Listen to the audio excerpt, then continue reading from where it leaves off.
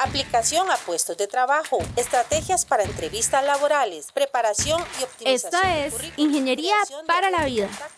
Un podcast donde tratamos de reducir el abismo entre la U y el mundo real. Hola a todos, les saluda Daniel Rosen. Bienvenidos al segundo episodio de la segunda temporada, donde nos estamos enfocando en entrevistar a ingenieros e ingenieras latinoamericanos que se han destacado dentro y fuera de la región. Hoy vamos a tratar sobre la investigación y aplicación del cuarto estado de la materia, el plasma. Tenemos el gusto de tener como invitada a Laura Varillas.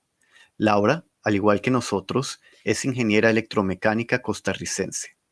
Ella se ha mudado a Alemania para investigar sobre este tema. ¿Qué es? ¿Para qué sirve? ¿Cómo es que una ingeniera costarricense llega a escoger esto como su carrera y profesión? Antes de darle la palabra a Laura, me gustaría que Federico hable un poco de cómo es que nosotros conocimos a Laura. Gracias, Rosen. Pues Laura la conocimos hace, creo que unos 10 años, tal vez un poquito más. Tal vez fue como en el 2009, entonces ya son 13 años. Sí, por ahí.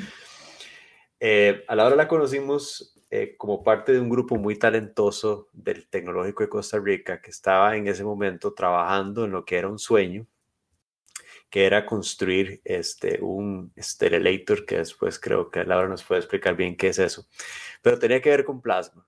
Y recuerdo que a Rosen lo contactaron por su famoso trabajo de la cafetera espacial, del que ya nos ha contado, y me dijo, pues está este grupo, quieren como que les demos un poquito de coaching, guía, y pues ahí nos íbamos todos los sábados en la mañana a trabajar con este grupo, y la verdad fue una experiencia increíble. Y vimos cómo todo eso pasó de un sueño a realmente la creación, la construcción de un laboratorio de investigación de plasmas. Pero más que eso, vimos una generación de profesionales ya en ese momento comportándose como profesionales, aunque eran estudiantes, que tenían un potencial tremendo. Y pues así seguimos en contacto. Creo que la cuestión de los sábados en algún momento acabó porque ya el enfoque era diferente, pero seguimos en contacto y vimos a Laura y a sus compañeros salir de la universidad y todos terminar, o la mayoría terminar en puestos muy prestigiosos. Inclusive Laura estuvo en Intel cuando yo estuve en Intel, luego pasó a la industria médica, ahora yo estoy en la industria médica. Entonces como que siempre, por alguna razón, la carrera de Laura ha sido cercana a la carrera de nosotros. Entonces, muy contentos de tenerla hoy aquí y sin más que decir, Laura, bienvenida. Muchas gracias, Daniel y Federico, por la invitación. Yo tengo muy gratos recuerdos de ese tiempo en el TEC con lo de plasmas cuando estábamos empezando, porque sí era un sueño en ese momento y fue bastante interesante al principio también porque había muchísima gente involucrada. Al final, obviamente, no termina todo el mundo, en el grupo todavía sigue allá en el tecnológico. Obviamente hay cambios, más cuando hay estudiantes de por medio, pero sí fue muy interesante y de verdad que ha sido un gusto conocerlos. Y sí hemos estado como en contacto muy esporádicamente, de vez en cuando. Creo que vi a Daniel en Costa Rica hace un par de años, si no me acuerdo. Eso como fue en ya hace... 2016, ¿no? Sí, eso ya fue hace varios años. Hace rato, ¿verdad? Parece que fue ayer, pero sí, que una vez cenamos juntos para hablar de la vida, digamos, de ciertas cosas. Pero no, muchas gracias por la invitación. Excelente, Laura. Tal vez algo que queremos preguntarte y para nuestra audiencia, contanos un poco tu historia. ¿Cómo decidiste estudiar lo que estudiaste? ¿Cómo llegaste al puesto que tenés hoy? Por supuesto, si nos puedes contar un poco de qué es lo que haces. Ok, vamos a ver por dónde empiezo. Desde que yo estaba chiquitilla, desde que era una niña, yo siempre tenía como esa curiosidad de ver por qué pasaban las cosas y yo medio me ponía a desarmar cosas, nunca nada en serio, digamos, nunca destruí nada de la casa de mis papás, que un radio, lo que sea, no sé, nunca me dio por ese lado, pero sí me acuerdo que creo que cuando tenía como 9 o 10 años, le quitaba los carritos de fricción a mi hermano, unos carritos, no sé si ustedes acordarán, no sé si todavía existen, que uno los hacía para atrás y entonces ya se iban para adelante y se veía como una chispilla, son unos carrillos de fricción. Sí existen porque mi hijo los tiene, sí. Ay, qué bueno, voy a tener que conseguir. Yo iba a decir que sí existen porque yo tengo, pero creo que mejor dejémoslo con que el hijo de Rosen tiene. Sí, muy bien. Entonces, digamos, inclusive algo como tan pequeño era como la curiosidad de por qué se estaba haciendo esa chispa ahí, ¿verdad? Entonces me ponía a desarmarlos. Participé en feria científica cuando estaba en la escuela también, fui hasta la Feria Científica Nacional, que eso creo que fue una experiencia que en realidad me marcó mucho, y viendo hacia atrás como que era lo que yo estaba destinada, siento yo, a hacer, en el sentido de estar trabajando en ingeniería, en ciencia, en investigación. Entonces siempre tenía esa curiosidad, e inclusive con mi hermano y con unas primas, sí, cuando teníamos, no sé, bueno, yo tenía como 9 años, mi hermano tenía 4, no, creo que todos estábamos un poquito más grandes, digamos, pero digamos que como en esa época decíamos que teníamos un laboratorio y agarrábamos plantas y las metíamos en tubos de ensayo, o sea, estábamos haciendo quién sabe qué, pero para nosotros eso era estar haciendo que ser científicos.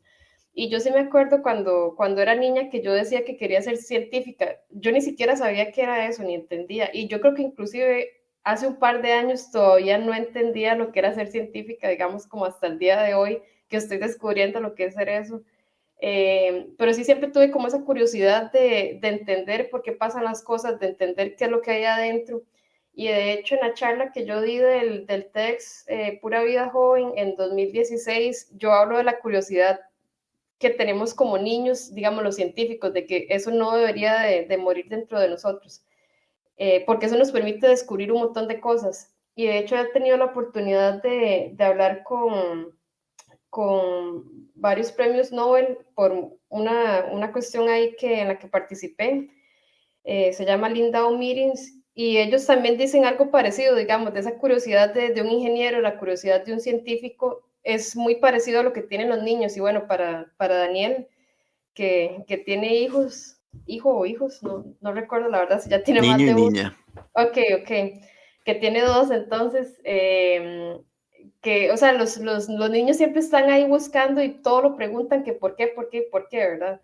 Y a nosotros siento que a veces se nos olvida eso, y para mí estudiar ingeniería, ya como para ir aterrizando en responder la pregunta, era por qué pasan las cosas, aunque en realidad yo estuve casi toda la etapa del colegio pensando que iba a estudiar medicina, y de hecho me gustaba mucho, todavía me gusta mucho. Bueno, hice una maestría en ingeniería de dispositivos médicos, entonces digamos que siempre tengo como esa relación por ahí, pero cuando estaba ya en quinto del colegio me di cuenta que creo que yo era muy sensible como para la parte médica, no digamos como sangre, ese tipo de cosas, sino desde el punto de vista de tratar con los sentimientos de un paciente, o como que con alguna enfermedad, algo así, como hace uno para darle una noticia a alguien. O sea, ese tipo de cosas fueron las que yo dije, no, yo creo que esto entonces no es para mí, pero en lugar entonces de arreglar gente, digamos, de curar gente, a lo que dije que me iba a dedicar era a arreglar máquinas. Entonces por eso decidí estudiar ingeniería.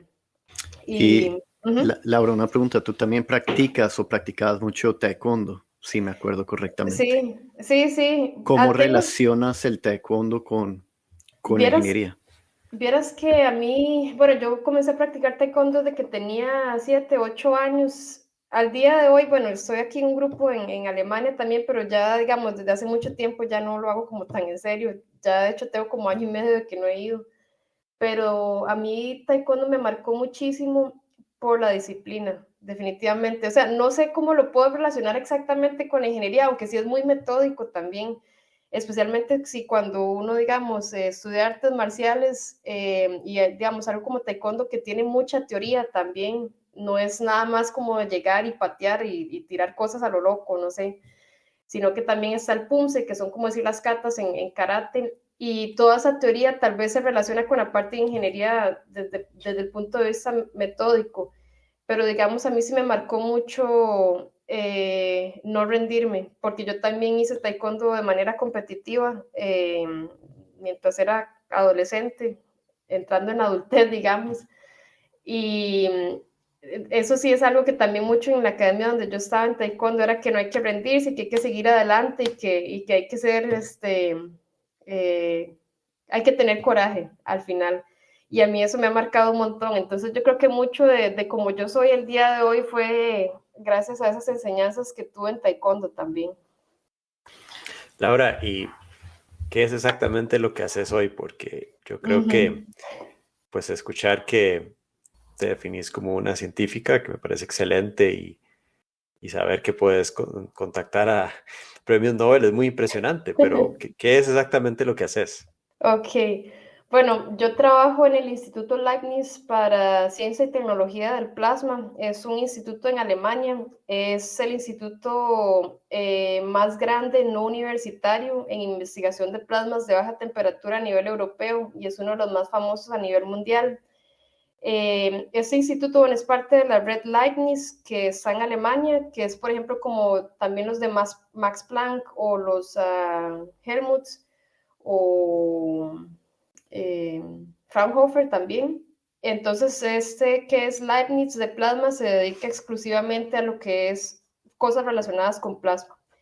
De baja temperatura específicamente, porque aquí donde yo estoy en Greifswald hay dos institutos, en el que estoy yo, que para hacerlo de manera corta se llama el INP Greifswald, y está el IPP o el Instituto Max Planck para física de plasmas, y ellos trabajan en plasmas de alta temperatura. Más adelante creo que podemos hablar un poquito de plasmas como para nada más hacer la aclaración con eso. Pero sí, yo trabajo en este instituto. En 2016 hice una pasantía de 3 meses mientras estaba haciendo la maestría en Ingeniería en Dispositivos Médicos en el TEC y trabajé con plasmas en ese momento también. Y bueno, esa pasantía de 3 meses, construí una buena relación ya estando aquí. Después regresé a Costa Rica. Después vine por 2 semanas en ese mismo año, como en septiembre yo creo, vine para continuar con un poco de los experimentos y bueno, tenía como la espinita de que creo que quiero hacer doctorado al final porque la investigación es algo que a mí me encanta, o sea, por eso es que estoy haciendo lo que estoy haciendo. Y bueno, vine para hacer el doctorado, empecé en 2017 y bueno, todavía no he terminado el doctorado, ha sido un poco complicado por ciertas cosas que han pasado también a nivel administrativo en el instituto, pero de hecho ahorita soy jefa de investigación del grupo de Biosensing Surfaces o superficies biosensoras aquí en el instituto, lo cual es un poco raro que aunque uno no haya terminado el doctorado, que tener ese puesto, pero bueno, fue una oportunidad que salió por ahí, me tomaron en cuenta y por ahí estoy. Entonces, como jefa de investigación, bueno, y lo que hacemos es investigación, es ciencia al final. El instituto donde yo trabajo se dedica a hacer principalmente investigación aplicada, aunque también hacemos investigación básica. Pero yo en lo que trabajo particularmente es investigación aplicada enfocada a la industria y específicamente con cosas relacionadas a superficies biosensoras, como lo dice el nombre del grupo. Entonces, bueno, sí, esa curiosidad digamos, desde niña, de saber que estaban ahí las cosas, eso es lo que ahora como científica me toca explicar por qué es que pasan ese tipo de cosas y por qué es que se dan ciertos fenómenos o cómo se pueden cambiar, cómo se puede buscar una aplicación nueva del plasma. Entonces ha sido bastante interesante porque también tengo que ver mucho con la parte de ingeniería, aunque he aprendido un montón de cosas de bioquímica, que no es el área mía definitivamente, esa parte ha sido medio complicada, pero bueno, es parte de aprender, más en un grupo tan interdisciplinario. Ahora, Laura, vamos un poco hacia atrás. Cuando saliste del TEC por primera vez, ¿cómo fue esa transición o experiencia que te encontraste cuando saliste de la U al mundo real? ¿Cómo te fue chocando contra el abismo? ¿Para ti crees que fue un problema o fue muy fluida esa salida e inserción al mundo laboral? Bueno, mi primer trabajo cuando salí de la U fue en industria médica. Trabajé en Boston Scientific y primero empecé, bueno, ahí como intern en un proceso de transferencia de un producto. Entonces estuve en Estados Unidos y fue algo interesante porque, o sea, también como para hablar de si hubo choque o no, porque fue la primera vez que en Boston Scientific pusieron interns en la línea de producción, pusieron 4, incluida yo, apuntando a que alguna de esas personas se iba a convertir en el supervisor de producción más adelante en el futuro. Al final yo fui la supervisora de producción que eligieron, entonces digamos que sí hubo cierto choque porque bueno, yo estudié ingeniería electromecánica y ser supervisor de producción no es algo que sea común apenas saliendo de la U para alguien que estudió tal vez algo tan técnico. La mayoría de supervisores de producción es gente de ingeniería en producción industrial o de ingeniería industrial, por lo general. Y muchos de los que tal vez son de ingeniería mecánica o electromecánica o eléctrica, que puedan ser supervisores de producción, es porque han rotado puestos después de muchos años y les gustaría hacer eso. Pero para mí, o sea, fue un poco como de choque de tener que ir a hacer eso. Y tuve 40 personas a cargo en ese momento, en el turno de la noche, donde también no hay equipo de apoyo, digamos, no están ahí presencialmente la gente de manufactura o la gente de ingeniería de procesos, etcétera. Entonces ahí me tocaba hacer de todo y aprender de todo, pero como estuve en la línea de producción trabajando y conocía el producto desde adentro, fue muchísimo más fácil manejar las cosas y, digamos, de si hubo un choque o no con el puesto a la hora, por ejemplo, de manejar gente, siento que no fue tan complicado para mí porque en el TEC estuve muy involucrada en cosas de liderazgo, digamos, cosas sociales. Por ejemplo, bueno, estuve en la asociación de estudiantes, estuve también en el directorio del plenario de asociaciones, estuve en el grupo de plasmas, obviamente, también, donde yo también estaba manejando, digamos, hasta cierto punto, gente ahí. Bueno, yo no sé, bueno, por taekwondo también, yo creo que también me ha funcionado porque he sido profesora de taekwondo. Entonces esto de tratar con gente no fue tan complicado, pero sí siento que desde el punto de vista técnico, digamos, sí dejé como de un lado la parte para lo que yo estudié, por decirlo así, pero me di cuenta que era algo que me gustaba al final. Entonces, tal vez no fue tanto choque, pero para alguien que haya estudiado, digamos, sí, mantenimiento industrial o ingeniería electromecánica o algo así, ponerse en algo que es tratar con gente que no se lo enseñan a nadie, o sea, por más libros que uno lea, hasta que uno no está ahí, no va a saber qué es lo que está pasando ni se va a enfrentar a ciertas cosas. Entonces, creo que tuve como la suerte de que me preparé de cierta forma antes y que me gusta tratar con gente, pero creo que eso puede ser un choque para mucha gente, especialmente del TEC, la verdad.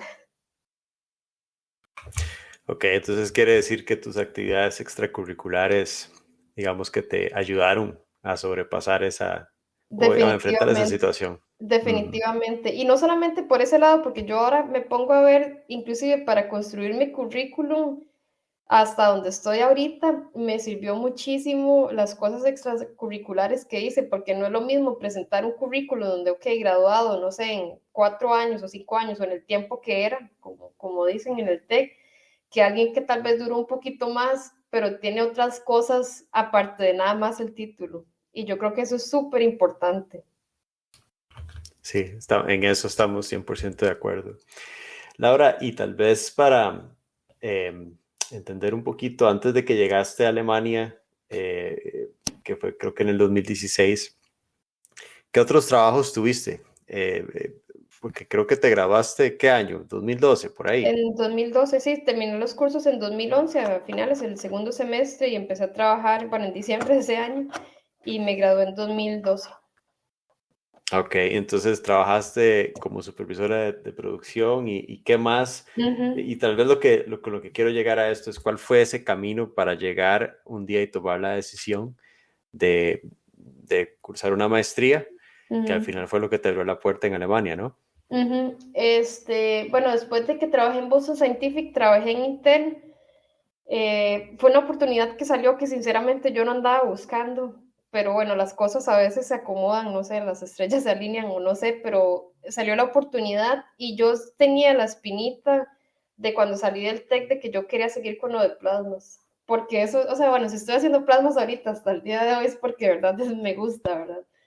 Pero yo pensé que tal vez estando en Intel podía estar un poco más cerca de la parte técnica, digamos, de lo que estudié. y de la parte de plasmas, porque, bueno, obviamente para manufactura de chips se usan procesos industriales que tienen que ver con plasmas, no en Costa Rica, pero en otras partes, por ejemplo en Irlanda, también en Israel. Entonces yo pensé que, bueno, tal vez si me paso a trabajar a Intel y aceptando esa oportunidad, pues podría estar más cerca de plasmas. Y ya digamos, bueno, trabajé en Intel un rato, tuve la oportunidad, que eso sí aprecio mucho, hubo una conferencia de plasmas en Costa Rica, la conferencia más importante de Latinoamérica en plasmas, el Latin American Workshop on Plasma Physics, y yo tenía un paper que era de mi proyecto de graduación, mientras estaba trabajando en Boston Scientific, que no tenía nada que ver con la parte de Boston Scientific, pero igual la hice en plasmas porque yo quería hacer mi proyecto de graduación en plasmas, entonces, bueno, hice más trabajo de la cuenta, por decirlo así, pero yo quería hacerlo en plasmas. Y cuando pasó este congreso, ya yo estaba trabajando en Intel y hablé con uno de mis jefes en ese momento y le pregunté si tal vez era posible que yo fuera a la conferencia. Yo nada más tenía planeado tal vez ir ese día como a presentar mi póster, y ver si tal vez si me podían como pagar la inscripción o algo así, o que si podía sacar vacaciones, no sé, y al final me dieron permiso de ir a la conferencia. No me acuerdo si la pagaron ellos, creo que al final la pagué yo, pero no era mucho, pero digamos, no tuve que sacar vacaciones ni nada, sino que Intel me dejó ir como parte de mi trabajo, lo cual es, o sea, está súper bien y eso habla mucho de una buena cultura de trabajo también, de apoyar a la gente, aunque no era exactamente con algo que tenía que ver con lo que yo estaba haciendo en ese momento.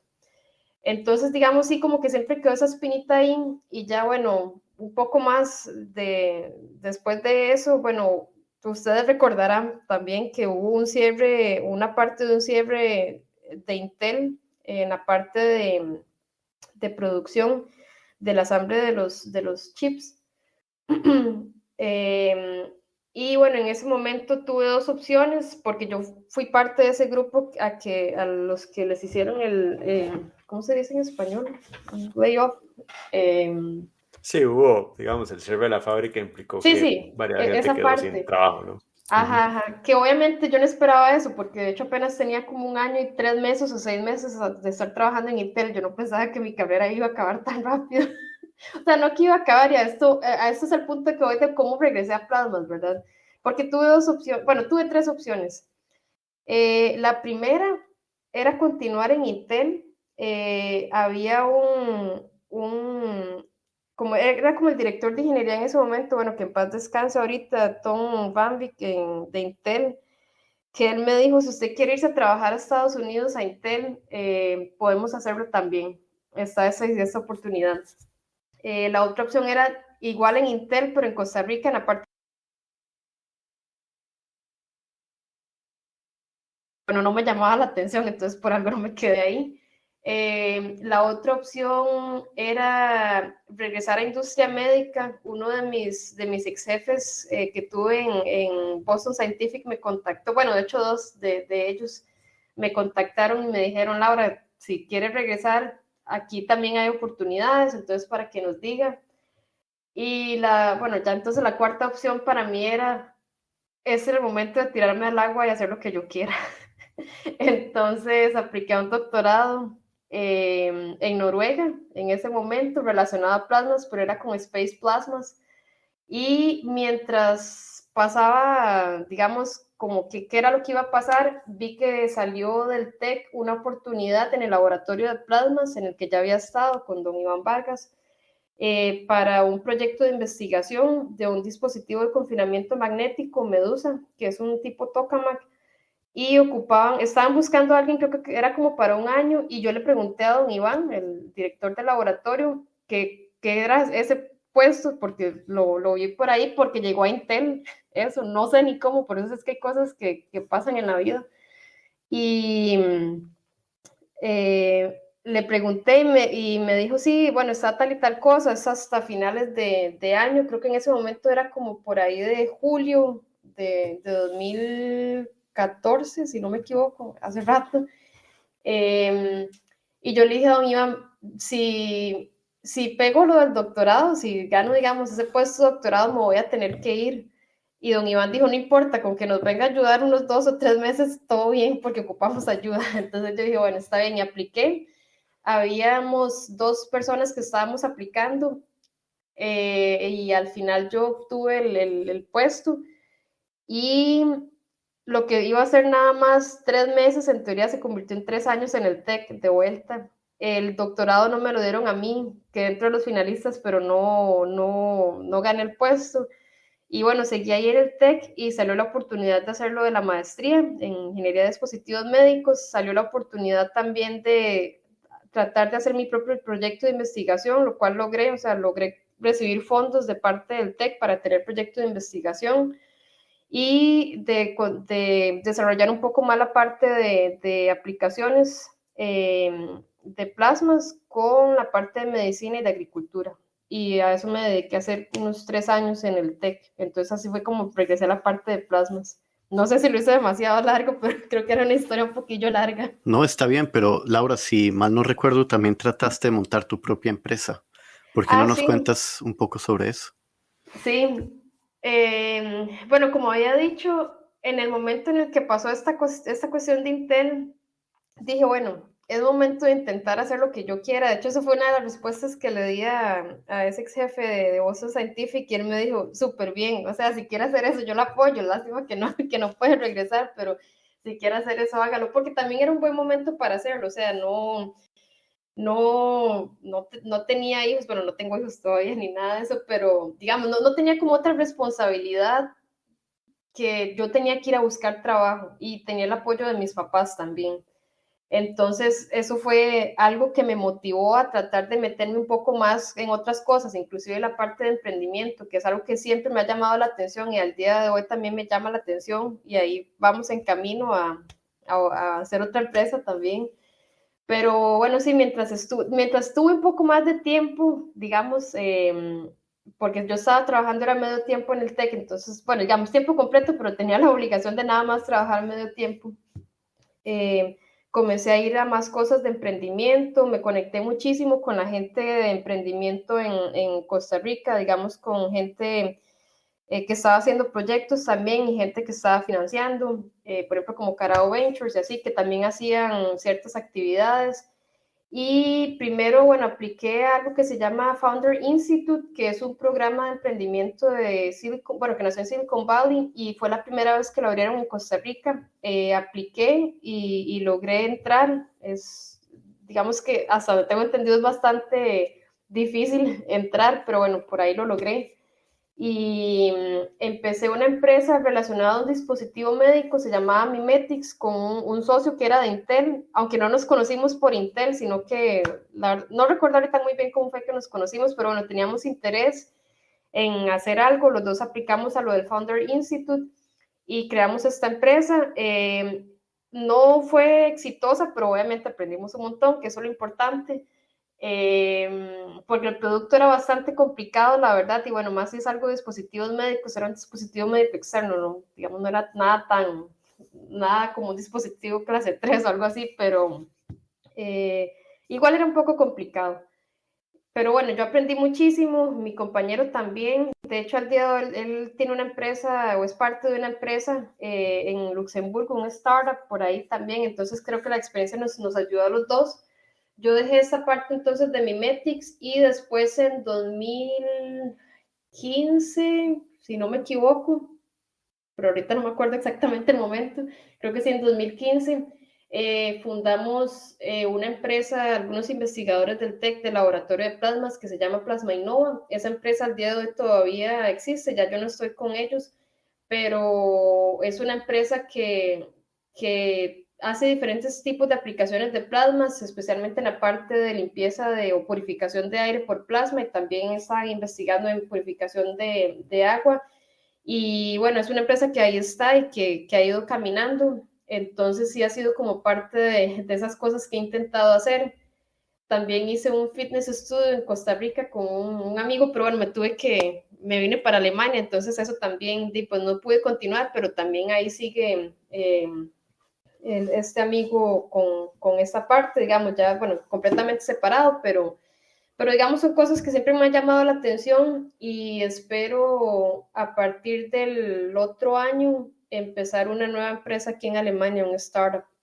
Nada más que sí debo decir, o sea, aunque suene que sí, tal vez ya he hecho ciertas cosas, ahorita solo he tenido pérdidas, ¿verdad? No he tenido nada de ganancias, por decirlo así, pero bueno, es parte de la experiencia de aprender de los errores. Pero has aprendido bastante, esa es una gran Sí, sí, ganancia. definitivamente. Eso. Creo que eso me ha estado preparando para la que viene, eso espero. Y Laura, o sea, nos mencionaste un poco de tu persistencia, disciplina, pero ¿cuál consideras como tu ninja skill, un talento escondido que tú tienes? No, nunca había pensado en eso, la verdad, así como cuál es mi ninja skill, pero yo creo que puede estar en la resiliencia y como fijarse en la calidad, o sea, estar como conectados, porque yo, si es algo que yo soy muy estricta, es como con la calidad, yo soy de que si las cosas se hacen bien, y es algo que, bueno, mi papá es igual también, mi mamá también, pero mi papá, por el tipo de trabajo que tiene, también es como muy metódico con esas cosas, y yo siento que tal vez eso lo tengo mucho de él también, y porque en taekwondo era así, al final, y también trabajé en industria médica, y las cosas hay que hacerlas bien, hay que tener calidad en la fuente, y me he estado dando cuenta, perdón, que desde que yo era niña o desde que era adolescente, digamos que con los trabajos del colegio, los trabajos de la U, yo siempre todo lo tengo que hacer bien, lo cual puede ser un arma de doble filo, porque pues sí, calidad y todo, pero a veces siento que pierdo demasiado tiempo en cosas que nadie más ve, pero que yo las veo y para mí eso es importante. Pero creo que tal vez ha sido como cierto ninja skill porque eso, digamos, eso de la calidad y de ser persistente, creo que ha permitido que yo pueda siempre dar algo más o dar algo que sobresale sobre lo que otras personas pueden hacer. Y creo que eso me ha dado las oportunidades que tengo ahorita. Entonces es tu taekwondo skill, más que un ninja skill. Puede ser. Y aparte del taekwondo y, digamos, aventurarse a hacer tantas cosas y aprender, ¿qué otros intereses tenés fuera, digamos, de lo profesional? Bueno, digamos, con deportes y eso me gusta ir a correr, aunque ya tengo rato de no estar corriendo, la verdad. Intenté hacer rugby aquí, pero la gente es muy grande y me da miedo que me lastimen, entonces ya decidí no seguir con eso. Pero hay un hobby bastante interesante que tengo con mi esposo y es hacer cerveza. Hacemos cerveza artesanal y es súper chiva porque hay tantas cosas que se pueden hacer, o sea, es un hobby tan interesante y tan científico en realidad que nos ha permitido aprender de un montón de cosas, aprender de la parte química también, de bioquímica un poco, y bueno, obviamente probar la cerveza. Es súper interesante porque uno puede hacer una receta, pero hasta que no pase, bueno, los meses para ya poder tener la cerveza hecha, uno nunca sabe a qué sabe. Y como es un proceso artesanal, nunca podemos repetir una receta exactamente igual. Bueno, de hecho, nunca hemos hecho ninguna igual, pero ha sido un hobby súper interesante. Tenemos buenos comentarios y bueno, eso sería otro negocio que nos gustaría en algún momento. Sería importante que mandaras muestras a los, ¿cómo se llama? A A los los que estamos en este entrevistadores. podcast. Acuérdate que yo Digamos, estoy un poco más cerca que Federico Sí, y sí, sí. podría ir a probar. Podemos acordar eso en algún momento. Pero no, verás que ha sido un hobby súper interesante. Digamos, yo no soy como la Baumeister, es en alemán, la maestra cervecera, en realidad no soy yo, es mi esposo. Digamos, yo sí manejo los conceptos y todo, pero bueno, él es como el que se ha metido un montón más con eso y yo soy como la jefa de calidad en esta empresa, ¿eh? Porque la limpieza es súper importante en el proceso de hacer cerveza. Y a eso voy de nuevo con la parte de la metodología y calidad en la fuente, porque la mayoría de gente que no le sale bien la cerveza a veces es porque se descuidan a la hora del manejo como tal. Entonces, aparentemente, bueno, aparentemente no, he de decir, creo que estamos orgullosos del producto que hemos creado porque tenemos muy buenos comentarios de amigos. De hecho, bueno, hace poco lo hablamos ahora temprano antes de entrar ya como en materia con el podcast, que hace poco me casé y servimos cerveza de nosotros en la boda. Entonces, eso fue algo bastante bonito, bastante especial. Qué bueno, Laura. Ahora, ¿cuál sería tu libro preferido, libro predilecto y por qué? creo que no puedo como que escoger, así como yo decir, es que es el definitivo, pero hace unos 2, 3 años más o menos, no, como 2 años, leí un libro que se llama The Art of Living de Thich Nhat Hanh, que era un monje, si no me acuerdo, de Vietnam. Él murió este año. De hecho, bueno, fue como impactante cuando murió porque, bueno, este libro es muy bonito, me gustó mucho. Se llama The Art of Living, creo que es como, se puede explicar por sí mismo. Y está muy relacionado como con ciertas cosas de meditación, o sea, no es como una instrucción de meditación, pero básicamente es como tratar de saber o aprovechar que hay cosas muy simples que hacemos todos los días en los que uno también puede meditar, y no en el sentido de sentarse a hacer om y todo eso, ¿verdad? Sino en el sentido de estar con uno mismo y de estar en el presente. Y esta parte de, yo no soy de meditar como que todos los días, pero sí he sido un poco más pragmática en mi vida y un poco más de vivir en el presente y de aprovechar las cosas ahorita, de ser feliz con lo que uno tiene. Bueno, que eso también creo que está muy relacionado con el pura vida style, digamos, de vivir las cosas. Pero después de que fui en 2011 a Corea del Sur, que tuve la oportunidad mediante una beca, una vez estuve en un templo budista durante un fin de semana y eso me cambió la vida, la verdad. Y después de que agarré este libro, The Art of Living, como que volví a esas cosas de nuevo, y sí, siento que me ha marcado en los últimos años. No lo he vuelto a leer, la verdad, pero creo que también fue como importante que lo leí en ese momento por ciertas cosas personales que pasaron con la familia, un fallecimiento de alguien cercano, y creo que también eso ayudó, y como que me ayudó a estar como conmigo misma y a ver cosas del presente. Sí, definitivamente muy importante estar presente. Eso podría ser un episodio en el futuro. Laura, a veces nos gusta ser un poquillo más jocosos en este programa y hablar de si pudiéramos irnos atrás en el tiempo y encontrarnos cuando estábamos a punto de entrar a la universidad. Nos gusta preguntar qué le hubieran dicho, qué nos hubiéramos dicho si tuviéramos esa oportunidad. Entonces, ¿qué le dirías vos a la Laura de 17 años que estaba a punto de entrar a la universidad? Vieras qué vacilón que me pregunta eso, porque en 2017 tuve el honor de ser la persona que abrió el curso lectivo en el TEC en 2017, y eso fue 10 años después de que yo entré al TEC. Y bueno, por ahí después les puedo pasar porque hicieron la transcripción de lo que yo hablé, porque digamos, bueno, preparé ahí como un discurso, digamos, y de hecho era exactamente de eso, de qué le decía a la Laura de 27 años a la Laura de 17 años.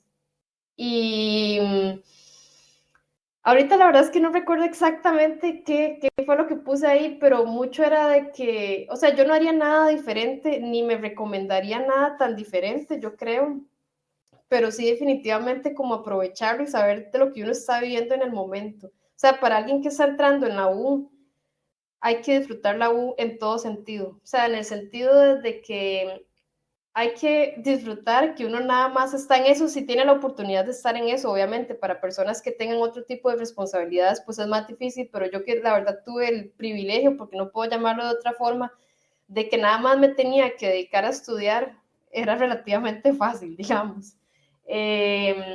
Entonces, digamos, aprovechar la U, de que uno puede ir a aprender, y es algo que también he hablado con mi esposo, cómo me hubiera gustado poner más atención en ciertas clases también, porque a veces, pues sí, uno está cansado y todo eso, pero a veces siento que pude haber aprendido un montón más, y en especial ahora que me dedico como a hacer investigación, las clases, digamos, las que uno ve al principio como de termodinámica o de física 1, 2 y 3, o las que lleven de matemática, o sea, ese tipo de cosas para mi trabajo ahorita, no es que sean súper importantes, porque yo no soy como de esos científicos que pasa haciendo fórmulas, no me dedico a eso, yo soy súper aplicada, pero sí siento que pudiera haber aprovechado un poco más ciertas cosas. Igual entonces lo que recomendaría a una persona entrando a la U es que disfrute la parte del conocimiento como tal, y más si tal vez está en una universidad que den otro tipo de carreras o de materias. Tal vez no es tanto el caso del TEC, pero digamos casos como la UCR, la UNA, o en universidades privadas también. Aprovechar eso, pero por otro lado, también hay que aprovechar el momento que uno está viviendo en la U, porque ya después cuando uno sale a trabajar no tiene esa flexibilidad. Entonces salir con amigos, salir con gente, eso no está mal. O sea, pegarse a la fiesta sinceramente no está mal, también hay que aprovechar eso. Entonces, como dije ahora temprano, yo siento que el currículum de alguien, obviamente no es que uno va a poner en el currículum, fue a un montón de fiestas, no me refiero a eso, sino también como con las actividades extracurriculares por los que a uno no le dan una nota.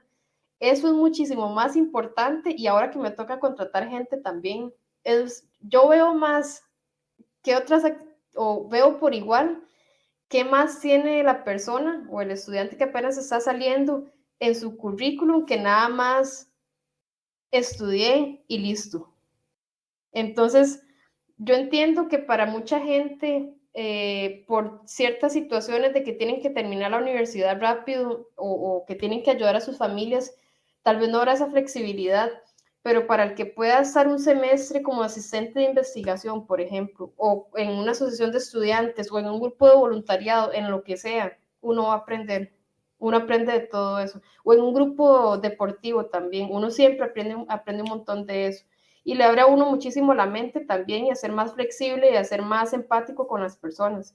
Y eso es algo que yo veo con mucha gente aquí en Alemania. Digamos, yo veo que en Costa Rica está como esa presión, o que es normal tal vez salir del colegio y graduarse 4 o 5 años después, a los 22, 23 años, y ya uno comienza a trabajar.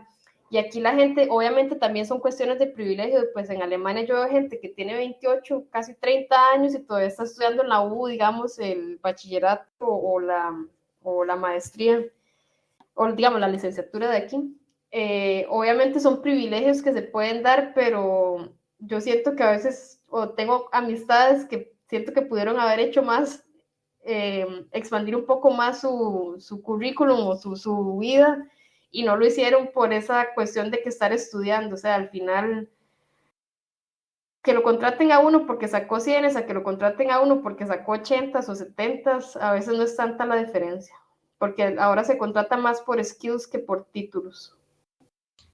Sí, exactamente. Y justo estaba teniendo esta conversación con una persona hoy en la mañana, por cierto, de cómo las cosas han cambiado. Entonces, una excelente perspectiva, Laura, y qué buenos consejos. Ojalá pudiéramos devolvernos esos 10 años.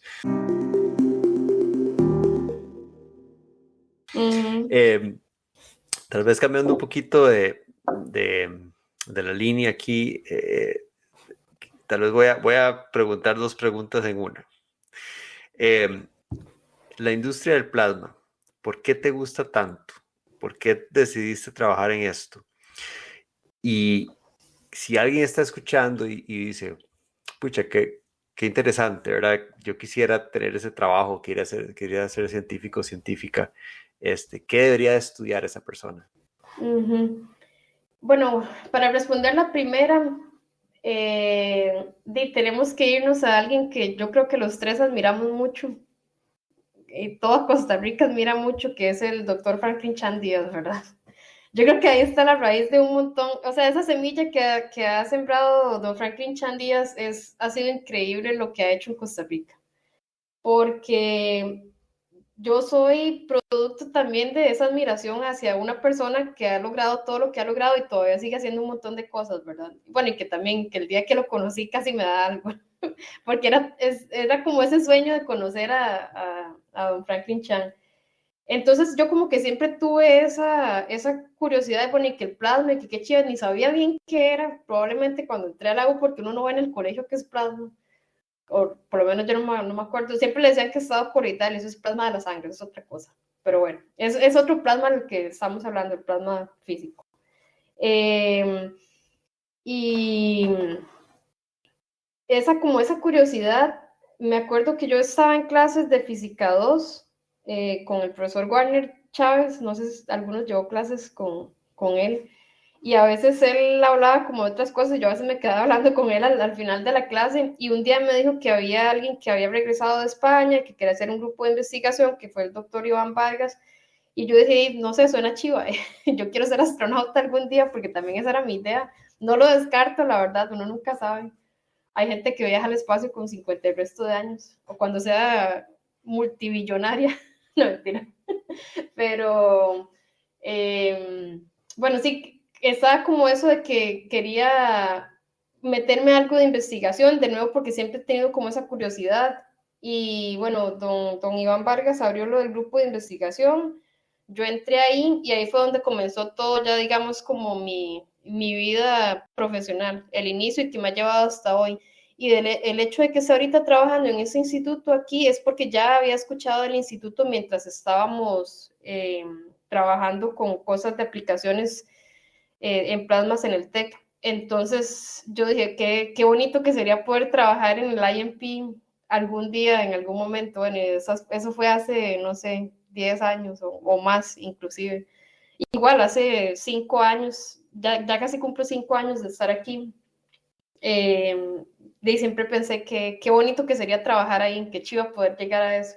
Y bueno, aquí estoy, por dicha, las cosas se han dado para eso. Entonces, para alguien que quiera ser científico, respondiendo a la otra pregunta, en realidad para ser científico se puede estudiar cualquier cosa, porque también hay científicos de las áreas sociales, científicos de las áreas lingüísticas también, no solamente de ciencias naturales. Entonces, hacer investigación, hacer ciencias, no es nada más estudiar física o química o matemática o microbiología o algo así. Porque hacer investigación es encontrar cosas nuevas y poder aplicarlas, ya sea investigación básica o investigación aplicada. Entonces, para alguien que quiera ser científico, bueno, y ya tal vez yéndonos un poco más a la parte en la que yo estoy trabajando, en la parte técnica de ciencias naturales, yo creo que, bueno, el instituto donde yo trabajo es un claro ejemplo de que se puede estudiar un montón de áreas, porque hay gente de microbiología, hay gente de biología, hay gente de electroquímica, de bioquímica, de ingeniería, hay un montón, o sea, de diferentes tipos. Gente que tiene técnicos o que estudiaron cosas relacionadas con aviación y ahora están trabajando ahí como técnicos. Entonces, en fin, o sea, es una infinidad de cosas porque la ciencia hoy en día es completamente interdisciplinaria. O sea, estamos viendo gente que trabaja con biología sintética, que son ingenieros en computación, y tal vez no sabían nada de biología y tuvieron que aprender, pero ahora también tenemos programas de estudio que es biología computacional, una cosa así. Entonces, en realidad para hacer investigación se puede hacer casi que en cualquier área y uno logra encontrar áreas que uno no piensa que existen. En realidad creo que es cuestión de buscar las oportunidades. Ahora, específicamente, si a alguien le gusta la parte de plasmas, pues definitivamente, o sea, en Costa Rica hay oportunidades también, bueno, está el TEC, hay cierta colaboración con otras universidades también. El TEC lo que está haciendo ahorita mucho es entrenar a la gente, diría yo, como para prepararse en caso de que quiera seguir con plasma, de que quiera salir, por ejemplo, dando los cursos básicos de plasmas 1 y 2, ahorita no me acuerdo el nombre exactamente. Y también haciendo como ciertos tipos de laboratorios y cierto tipo de demostraciones, etcétera. Entonces, eso también para los que están en el TEC pueden aprovechar eso, igual para los que están en otras universidades, porque hemos tenido, cuando yo estaba trabajando en el TEC, y yo sé que todavía hay gente de otras universidades trabajando ahí también, colaborando. Entonces, eso también es importante y siempre se puede hacer.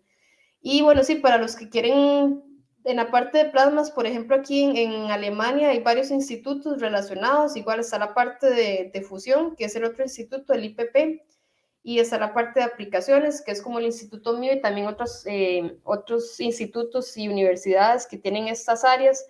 Y bueno, por ejemplo, ahorita tenemos aquí en el instituto a 12, bueno, van a ser 12 practicantes de Costa Rica, que yo los conseguí porque en realidad estaba buscando a 3 interns, 3 practicantes, y aplicó tanta gente, tanto del TEC como de la UCR, pero principalmente de la UCR, aplicaron tantos que al final, bueno, escogí los que más calzaban con lo que yo quería hacer, y le pregunté a mis colegas, a los otros jefes de investigación, si querían tener practicantes y resultó que un montón dijeron que sí, entonces logramos traer ahorita a 12 practicantes. Entonces, ese tipo de oportunidades están por ahí.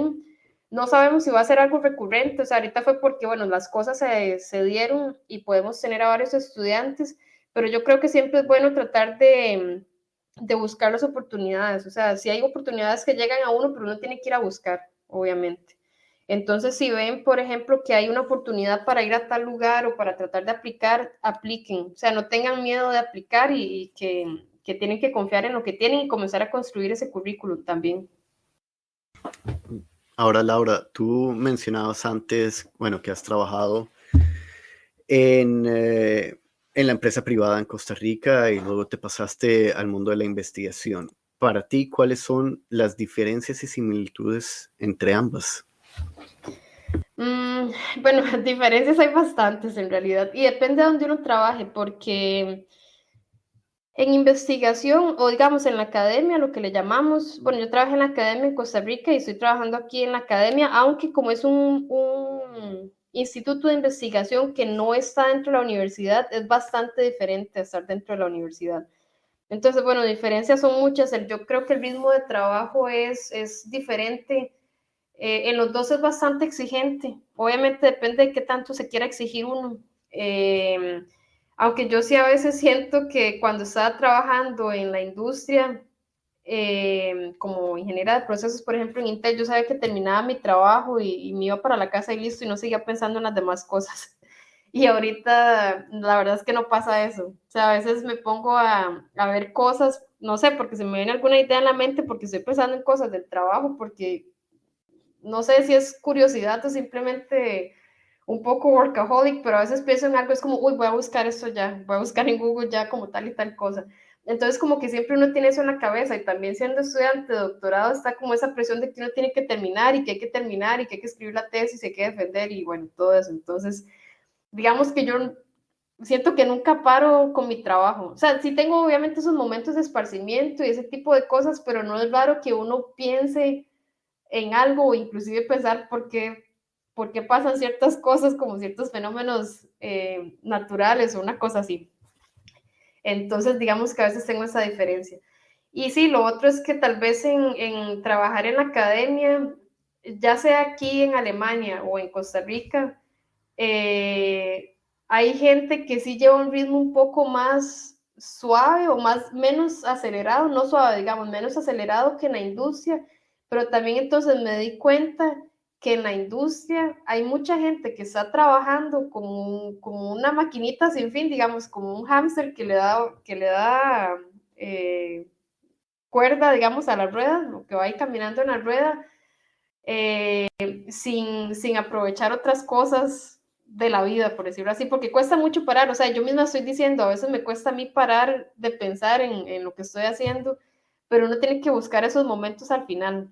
Y entonces sí, a veces creo que tal vez es algo cultural, porque aquí hay mucha gente que más bien en la industria, ellos sí trabajan las horas que es y punto y se van y listo. Yo también me di cuenta de eso cuando pasé por la cuestión de lo de Intel, de que ¿cómo lo digo? No que nos despidieron a todos, pero que nos estaban dando otras oportunidades, digamos.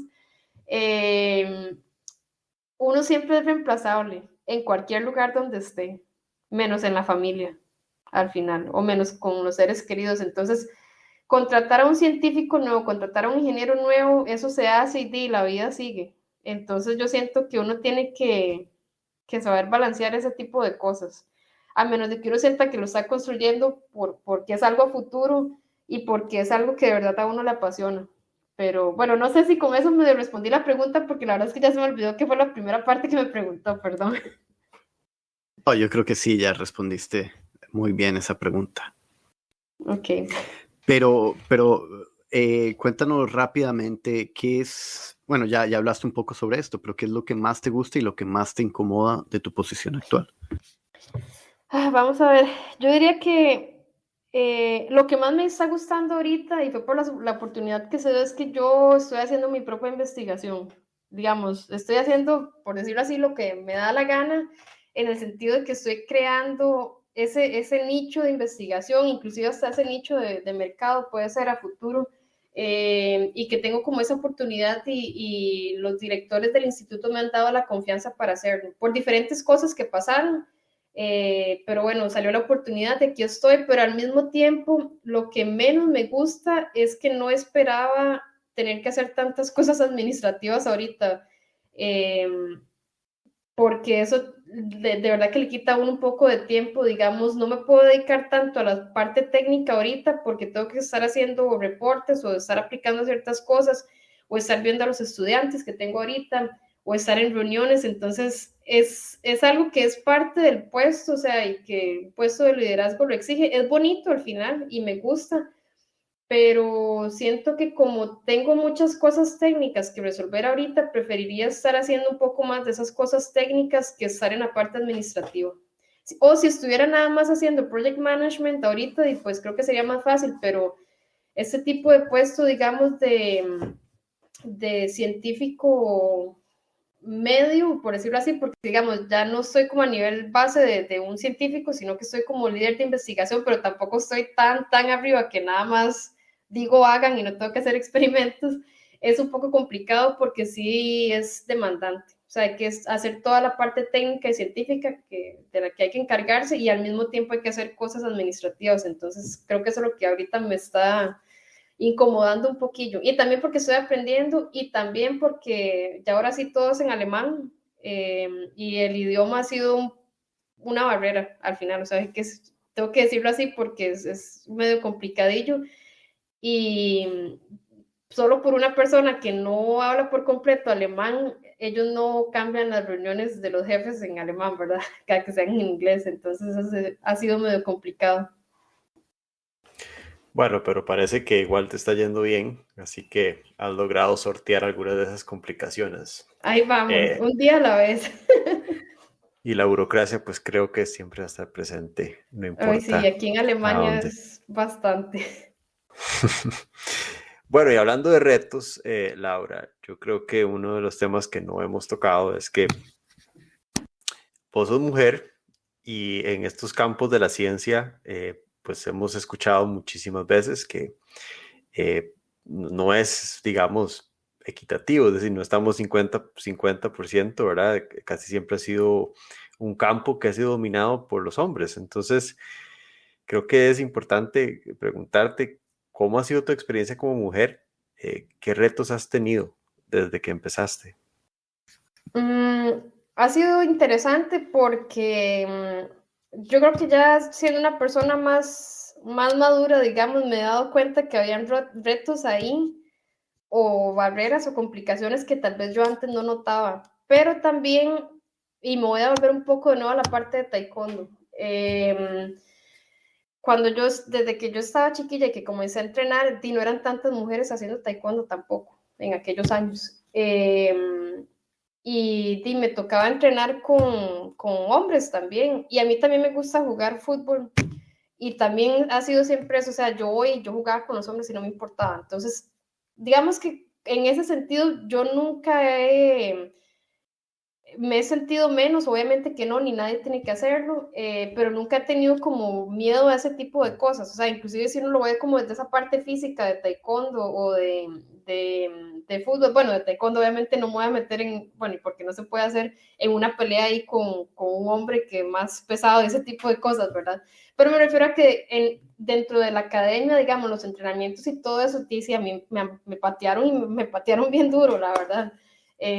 Obviamente ahí siempre tratan de cuidar ciertas cosas, pero es parte de la rutina, digamos, de taekwondo, de fútbol, o bueno, de cuando estuve haciendo rugby más o menos.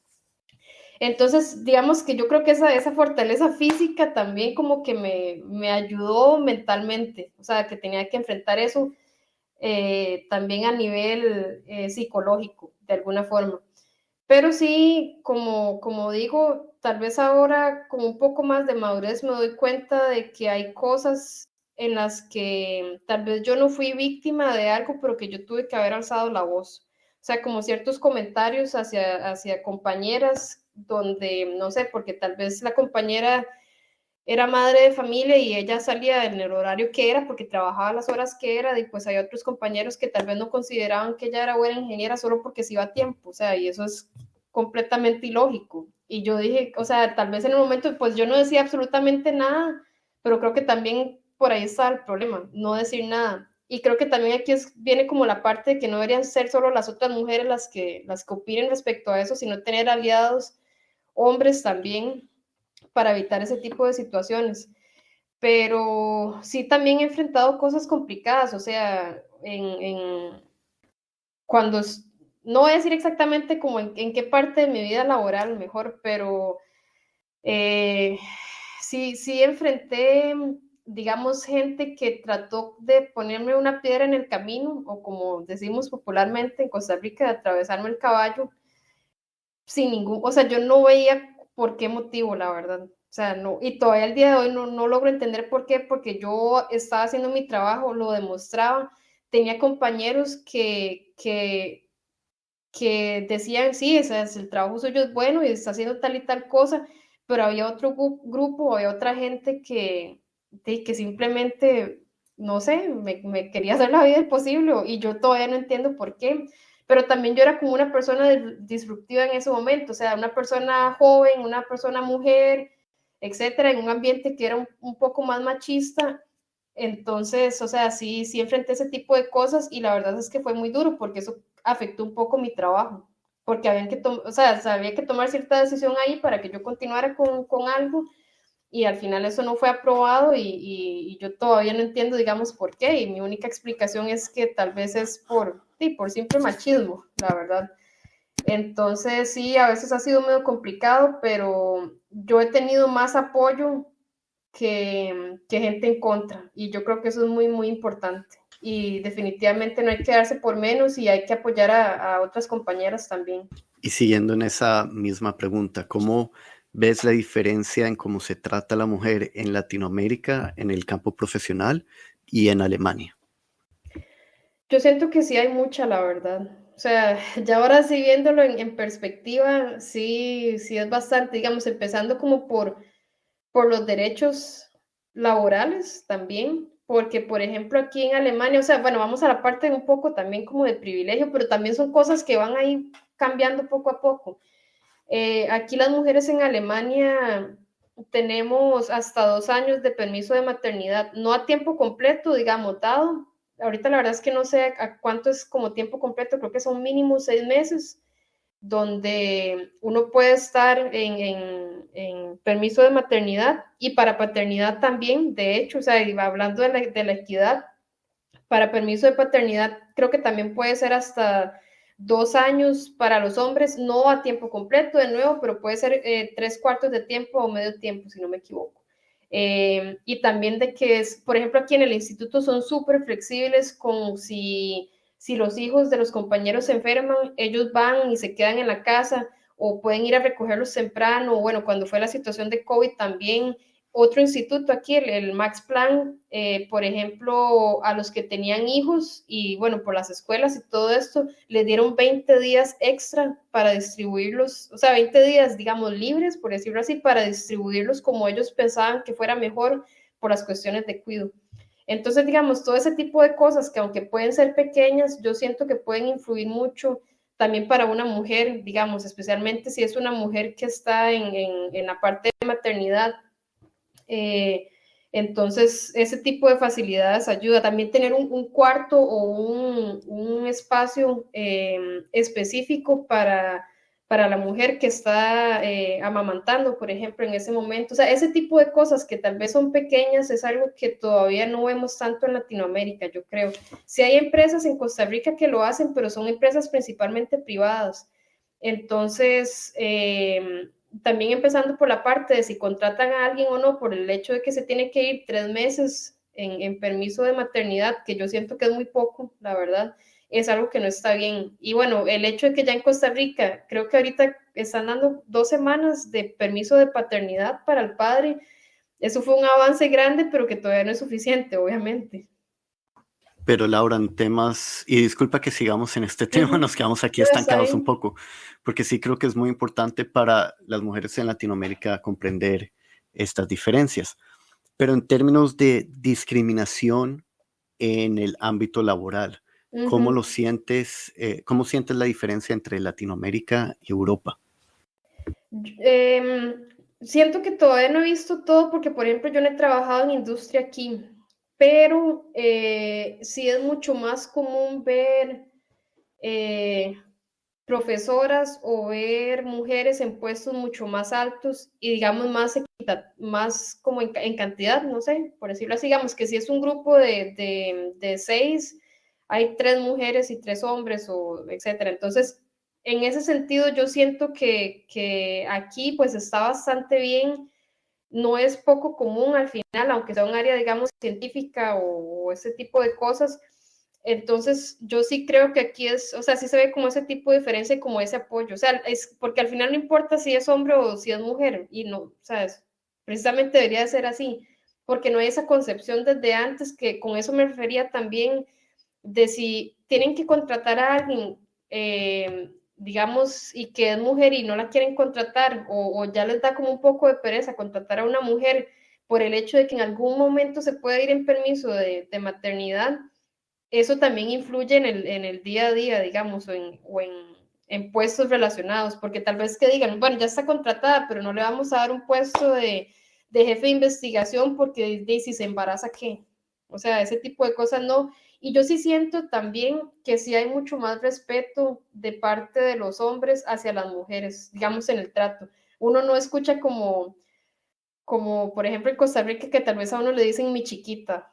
O sea, que en un ambiente laboral no, para mí siento que no es aceptable, ¿verdad? O sea, también, y tal vez que porque uno es pequeño o lo que sea, o joven, no es motivo para que lo traten a uno de mi chiquita si uno no ha dado como ese tipo de autorización. No sé si me explico. Digamos, uno no ve como ese trato así. No estoy diciendo que no pasa, yo estoy segura que en algún lado pasa y sé que hay gente que ha pasado por eso. Y sé que inclusive en el Instituto mío, bueno, también hubo una diferencia y también fue una diferencia cultural, donde un hombre y una mujer, o sea, el hombre como que no respetaba lo que la mujer decía, ciertas instrucciones ahí científicas, como que no confiaba en la persona. Y al final no hubo mucho cambio en el instituto, digamos. Creo que la situación siguió igual y a mí me sorprendió un poco porque yo decía, pues, es Alemania, se supone que aquí debería ser un poco más, no sé, estricto con eso, y hasta donde tengo entendido no cambió tanto. Pero creo que eso fue como un caso así bastante atípico al final, y que también había una diferencia cultural porque el hombre también no era... no, obviamente no estoy diciendo que es que todos los alemanes son respetuosos, ¿verdad? Pero me refiero a que él era de otra cultura que sí es un poco más machista, no latina, pero sí era otra cultura que es machista, la verdad. No sé si de nuevo respondo a la pregunta con eso. Sí, yo creo que la estás respondiendo, y también creo que para nosotros en este podcast es muy importante ese punto de vista. Creo que hace un tiempo caímos en cuenta que la perspectiva nuestra siempre va a venir sesgada porque únicamente somos hombres los dos. Entonces te agradecemos mucho más bien que compartieras esas experiencias. Creo que la audiencia lo va a apreciar. Yo creo, nada más para hacer un comentario ahí, bueno, no sé, creo que ya vamos a cerrar con esta parte, nada más para hacer un comentario, como lo dije en un momento ahora, sí ocupamos aliados, definitivamente. O sea, la única manera de que podemos alcanzar equidad, y por eso quiero aprovechar como este espacio para repetirlo, es si nos respetamos entre todos y si valoramos lo que cada persona tiene que aportar. O sea, independientemente de que sea hombre o mujer o lo que decida hacer, también por preferencias sexuales, por ejemplo, eso es a nivel laboral, es indiferente completamente. Pero si ocupamos aliados y si ocupamos que cuando haya cierto tipo de situaciones, si el hombre o la persona que está tal vez en mayor poder puede ayudar, puede decir algo, eso hace mucha diferencia al final. Definitivamente. No hay nada como trabajar en un ambiente laboral donde se respetan todas las voces, y eso lo he aprendido con el tiempo, y definitivamente hacemos eco de ese pedido por aliados. Ahora, para cerrar esta sección, creo que ya nos mencionaste que estás a punto o estás pensando en abrir una empresa el otro año, pero además de eso, ¿qué sigue para tu carrera? Buena pregunta. Buena pregunta. Parece que es hacer cerveza, pero si no es cerveza, ¿qué sería? Ajá, bueno, lo de la cerveza tal vez viene en un par de años, vamos a ver. Pero vamos a ver a nivel laboral, pues como dije, sí está como esa oportunidad tal vez de hacerlo de la empresa. Definitivamente es algo que yo siempre he querido, tengo como esa espinita, digamos, de intentarlo, de tratar de ser emprendedora. Ya soy intrapreneur, o sea, soy alguien que está emprendiendo dentro del instituto, estoy tratando de romper cosas dentro del instituto, de sacar algo nuevo adentro, entonces digamos que por un lado ya lo soy, pero sí quiero como intentarlo. Ocupo que me repita la pregunta otra vez, perdón. Tranquila. Aquí, ¿Qué sigue para tu carrera? O sea, emprender definitivamente suena como que está dentro de tus planes, pero ¿qué más podría seguir para tu carrera? Ok, bueno, sí, aparte de tratar de emprender, porque es que está relacionado al final, porque el futuro emprendimiento que pienso sacar es un spin-off del instituto con la tecnología que yo he estado desarrollando. Yo hice una tecnología que se llama plasma printing, bueno, digamos, es un tipo dentro de plasma printing o impresión por plasma, es un método del que estamos haciendo un poco diferente, entonces ha dado buenos resultados y el mismo instituto es el que me está motivando a tratar de sacar esto, porque, bueno, es parte de lo que ellos hacen. El eslogan del instituto es de la idea al prototipo, perdón. Entonces la idea se hace tal cosa y se hace el prototipo y ya después para seguir del prototipo al producto y del producto al mercado, el instituto tiene spin-off y tiene un modelo de transferencia de tecnología. Entonces para mí la verdad es que es un poco complicado como decir qué sigue ahora o cómo me veo en un año o en 5 años, etcétera, porque bueno, a pesar de que estoy con este puesto de jefa de investigación ahorita, que lo empecé desde el año pasado, más o menos en noviembre, formalmente desde este año, en enero, está relacionado con el trabajo, pero sí, obviamente lo de la empresa va avanzando, no es que voy a dar el salto por completo, sino que voy a tener un pie adentro del instituto y el otro pie en la empresa, o esa es la idea que también el instituto tiene. Si ese tipo de cosas pasan, pues voy a tener que dejar un poco de lado la parte más científica y concentrarme un poco más a la parte de industria, o sea, tratar de llevar realmente esta idea a un producto y ese producto al mercado. Una tecnología que es estado del arte, digamos, en esa área es como de lo más nuevo que hay. Entonces sí, es un poco complicado decir qué sigue porque sí me gustaría seguir como jefa de investigación en el grupo que tengo ahorita. Hay un montón de cosas que vienen. Hay un postdoc con mi compañero que entró hace poco y él tiene un montón de ideas locas y muy, muy innovadoras, muy chivas. Y sí me gustaría desarrollar eso, pero sí, definitivamente, si lo de la empresa pasa, y pues en algún momento voy a tener que dedicar más a una cosa o a la otra y voy a tener que decidir. Entonces sí creo que es un poco complicado saber qué sigue. No, hay muchas ideas que creo que es lo más importante y me parece que la capacidad también está, creo que por todo lo que nos has contado, pues parece que te propones algo y lo cumplís, así que no tenemos duda de que alguna de estas ideas va a pegar y te va a ir bien. Eso espero.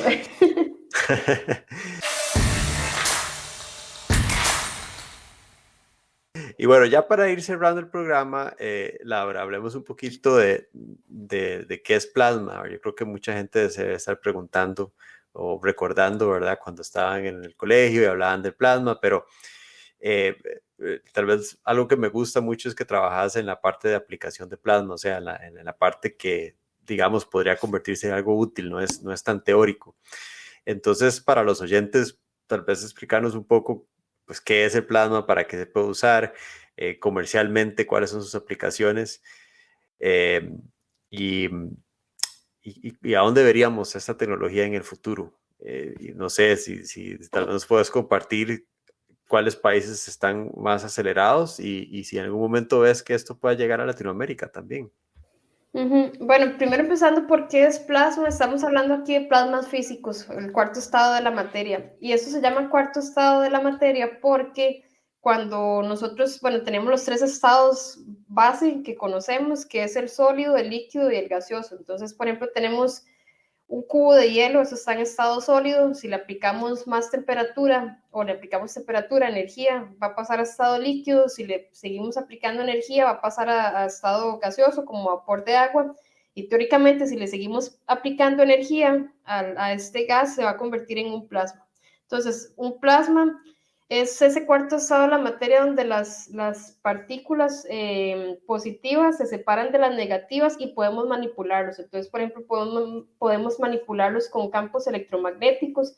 El mismo plasma produce diferentes cosas, produce ondas de choque, produce luz visible, produce radiación ultravioleta, produce especies reactivas y otro tipo de especies como por ejemplo ozono, y radicales libres, etcétera, y con ese tipo de cosas que produce es que podemos tener aplicaciones.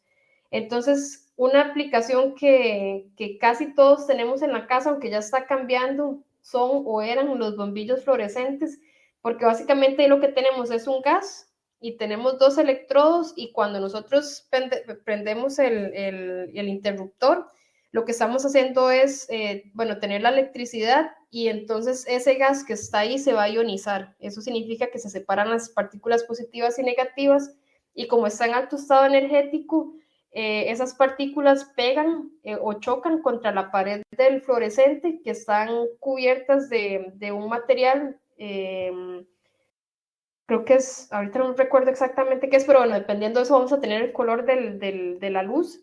Y al chocar ahí es que tenemos esta luminiscencia, digamos, es la luz como tal.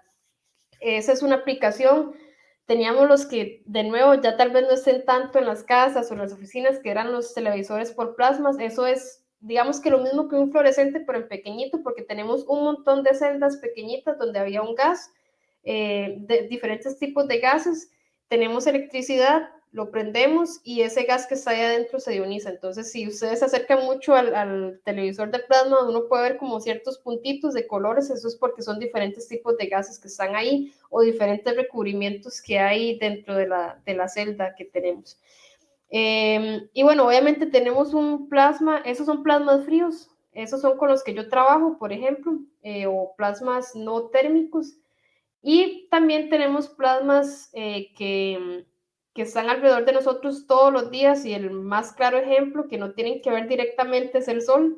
Eso es una bola gigante de plasma y eso es un plasma térmico. Y eso significa que la temperatura de los iones y de los electrones es igual. Entonces ahí tenemos reacciones de fusión. Y eso es lo que investiga el otro instituto que está aquí cerca de donde yo trabajo, el Max Planck, donde básicamente tienen un sol dentro de una botella magnética, por decirlo así. Y eso fue lo mismo que hicimos en el TEC.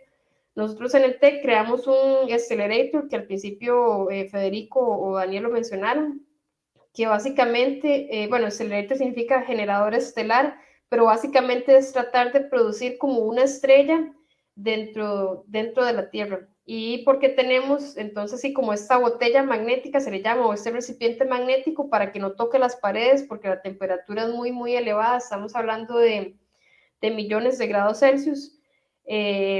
Entonces, para que las partículas no derritan la cámara, o cómo hacemos para que no se derrita la cámara o ese recipiente magnético, es que lo tenemos en vacío y podemos controlar el plasma con imanes. Entonces, bueno, esos son 2 tipos de plasmas y yo creo que vale la pena mencionarlos y separarlos porque también tenemos otros plasmas térmicos que vemos en la industria y relacionado a la pregunta de que si esto se ve en Latinoamérica, pues sí tenemos, bueno, tenemos como dije los fluorescentes, tenemos los televisores, tenemos esterilizadores por plasma también, pero también tenemos soldadura por plasma, tenemos corte por plasma, esos son plasmas térmicos. Entonces, en realidad no es que en Latinoamérica no tengamos este tipo de cosas, sino que simplemente no nos damos cuenta que está ahí. Porque también era lo que mencionaba, uno no sabe qué es el plasma, por lo general, a menos de que lo estudie, que tal vez lo haya visto en la universidad. Porque yo me acuerdo que cuando yo estaba en el colegio me decían, o en la escuela, que el plasma era el estado coloidal, o sea, como una gelatina. Y eso está completamente erróneo, pero eso es porque la palabra plasma, de hecho, viene de la sangre, como el plasma de la sangre. Porque también se separan los glóbulos rojos, y los glóbulos blancos. Entonces esa separación de los iones y los electrones tiene como una analogía con el plasma de la sangre. Pero bueno, entonces en Latinoamérica, pues lo que sí siento es que se pueden dar muchísimo más aplicaciones y la industria podría utilizar plasma un montón más, pero sí nos falta como tener el expertise o la gente que pueda realizar este tipo de cosas y por supuesto aplicarlo ahí. Pero sí no significa que es que no tenemos plasma en ciertos lugares, sino que tal vez las aplicaciones más nuevas todavía no han llegado y no tenemos o no estamos investigando tanto en cosas muy específicas que nos sirven para otro tipo de aplicaciones al final. Y Laura, ¿cuáles son esas aplicaciones que mencionas que vamos a ver de uso común en unos 5 a 10 años? No sé si tal vez de uso tan común, porque por ejemplo todo lo que es litografía también por plasma para poder hacer microchips y ese tipo de cosas, eso ya es algo que se hace aquí. No se hace en Latinoamérica porque es bastante caro en realidad y porque el manejo de la parte química es un poco complicada. Y, por ejemplo, bueno, si hay cosas que antes no se veían en Latinoamérica, que era el caso que ponía de esta empresa Plasma Innova, que hizo purificación de aire por plasma. Eso es algo que ya por aquí en Europa estaba y llegó a Costa Rica mediante esta empresa. Y no sé, o sea, de nuevo, así como que tan común, tal vez, es que el punto es que hay muchas cosas que nosotros tal vez no vemos como consumidores, pero que dentro de procesos productivos sí se dan. Por ejemplo, cuando uno va a la óptica y que a uno le preguntan si quiere los lentes con antirreflejo o sin antirreflejo, eso es una deposición de un material que se hace por plasma. Y tal vez no nos damos cuenta de eso, porque en la óptica no vemos la cámara de vacío donde ponen los lentes para hacer esa deposición de material, esa capa óptica que tenemos ahí. Pero eso entonces no significa que el plasma no está ahí o que no está en Latinoamérica, sino que lo tenemos.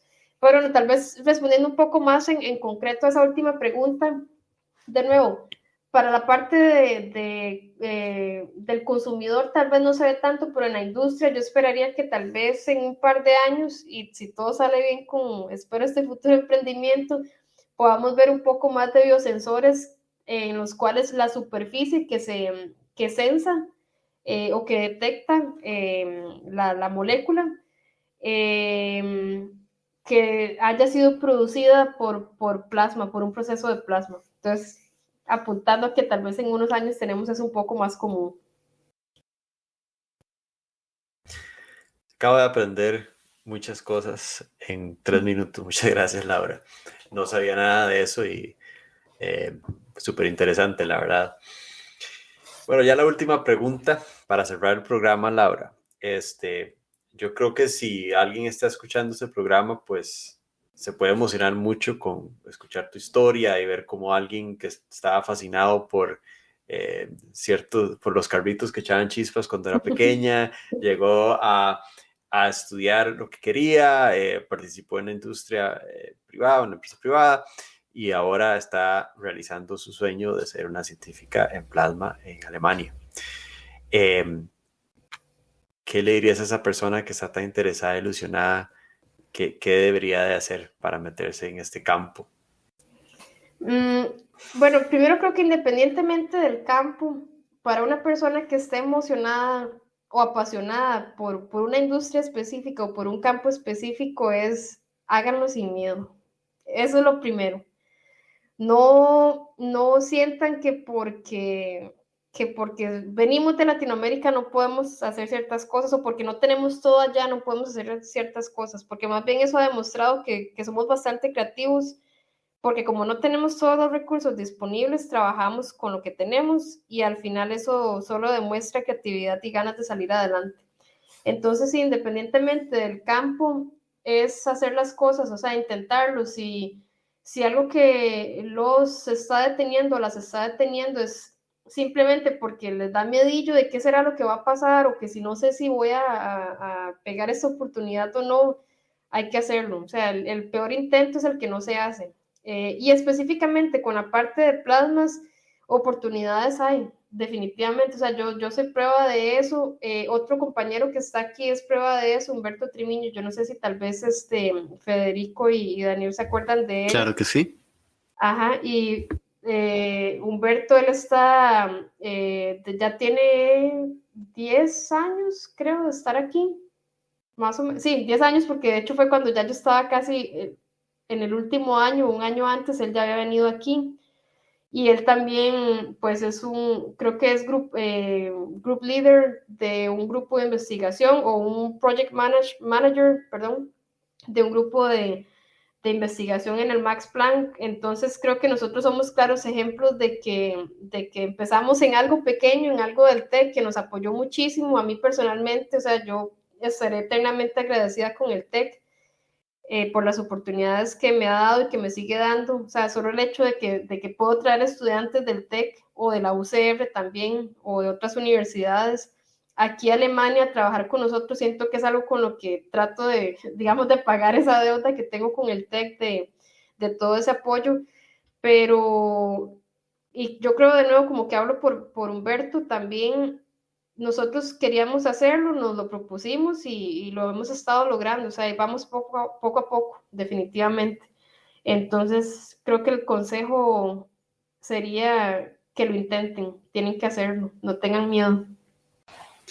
Laura, ya terminando, pues de parte mía y de Federico te queremos agradecer yo creo que ya es como hora y media que hemos hablado de tu increíble historia, desde que jugabas con los carros que creaban chispitas hasta lo que estás haciendo ahora y lo que piensas hacer en unos años con biosensores y plasma. Qué historia tan increíble. Muchas gracias por compartirla con nosotros, por compartirla con gente no solo en Costa Rica, sino esperamos también en Latinoamérica, y especialmente que logres motivar a niñas, jóvenes y mujeres a dedicarse a la ciencia y a la investigación especialmente. Así de que muchas gracias por hoy, por tu tiempo, y hasta siempre. Muchas gracias a ustedes, de verdad ha sido un gusto conversar con ustedes. Perdón si hablé mucho al final, pero si me dan cuerda, bueno, yo sigo. Pero no, muy, muy emocionada por la oportunidad, y me alegra muchísimo que estén haciendo este tipo de iniciativas ustedes, porque creo que sí tenemos mucho para compartir con gente que ahorita está donde estuvimos nosotros también. Entonces, de verdad, muchas gracias por la invitación. Muchísimas gracias, Laura. Hasta luego. Hasta luego.